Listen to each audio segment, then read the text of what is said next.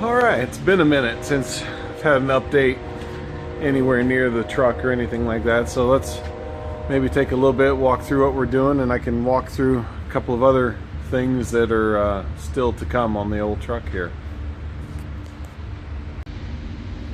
Alright, so this looks a little different. That is the gas tank in, and we don't have the sender power wired up here, but we've got it grounded over anyway, and the old fuel line back in, and the a new fuel filler neck, and the old aluminum piece in there. I'm going to replace that cap with something a little bit shinier when we get closer, but hey, that's back in, and we're starting wiring. Dun, dun, dun. So a lot of work to come on that front, and you can see the vent covers, you know, they're back in those holes. They're just a pretty simple install, but it's a nice little piece to start finishing out the look of the cab here a little bit. And we have our oak in for our bed floor.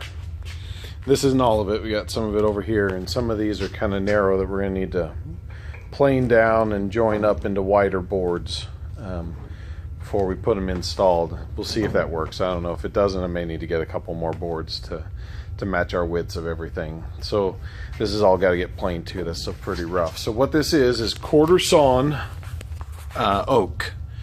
And the reason why we are going with quarter sawn specifically relates to what you're looking at here, which is our end grain. So these trucks, of course, you get water splashed up from the bottom, and water, of course, comes from the top.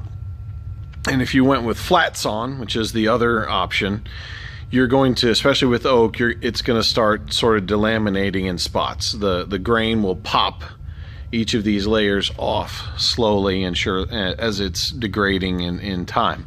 This way, it stays together, the integrity stays there, and it drains from the bottom and it drains to the top. It'll get the water out of there, and this wood should last a lot longer because of that. So we'll see. Of course, you hope it works, but that's the plan anyway with those pieces. And we'll end up with I'm going to go with hidden bolt fasteners to come across the top of these, so that as you look down the bed, it's smooth, it's polished, it's clean, and it looks how we want it to look.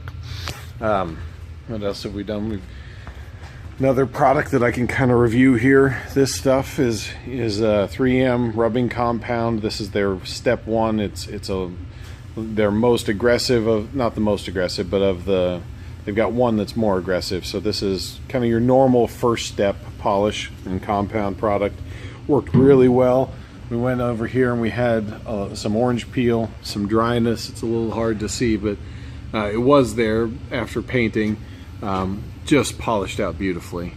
Still just a little bit of orange peel there that I might work on, but it's in really good shape after just a little bit of a rub down. Started to come down the bed top rail here a little bit and buff some of those things out. We still have more to do. You can see the orange peel as I roll over it, so that's got a lot more work to do on that one. But I could say so far I've been working, this is an American Auto Wire replacement harness, full replacement harness. Been working on decoding that. Looks to be really good, really complete. Unfortunately, probably a little bit too complete for me, because it's got a whole bunch of stuff that I don't need, like power windows, power seats, vehicle speed sensors, and stuff like that you would need for a digital dash. But it's got it all in there, which I think is great if that's what you need. I don't need it, so we'll have to figure out what we're going to do with all those wires. But so just a little bit of an update on where we're at with different things. Got a bit of rubbing to do on the tailgate. You could see the dusty look right here. That's some overspray that I got to rub down, so that's going to take some time. I just got today the buffer that I've been using is a really old, pretty beat one over here. That's the handles broke off the front of it. It's not variable speed. It's all the way on or all the way off. I think it's a really old Black & Decker. I think that's the B&D on it there. It's kind of beat. I don't plan on using it a whole lot anymore. So I just got this one today, just from Harbor Freight. I know, roll your eyes and everything, but for no more than I'm going to do. I hope it lasts and hope it works. So we'll give it a shot with everything else, and then hoping to start cleaning up the dash and getting it rewired and back in. So that's the update of where we're at and what we've done. Also, you can tell by here a lot of body painting and everything like that. My father-in-law has been working on the motor, getting it squared away and ready to go.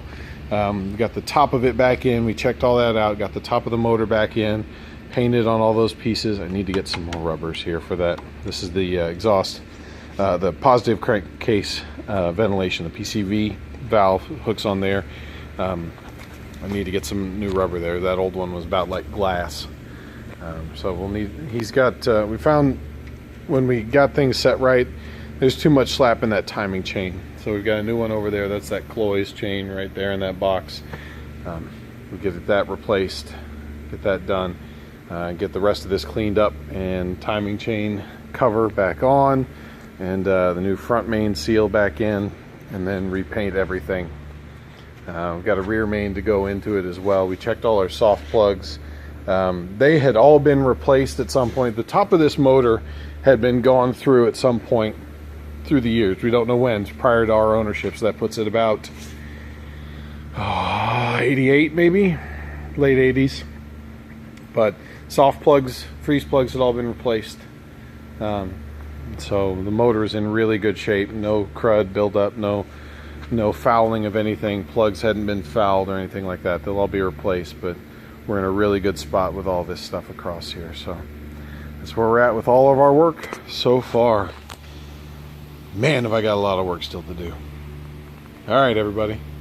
Hope your projects are going well. I better get back to mine.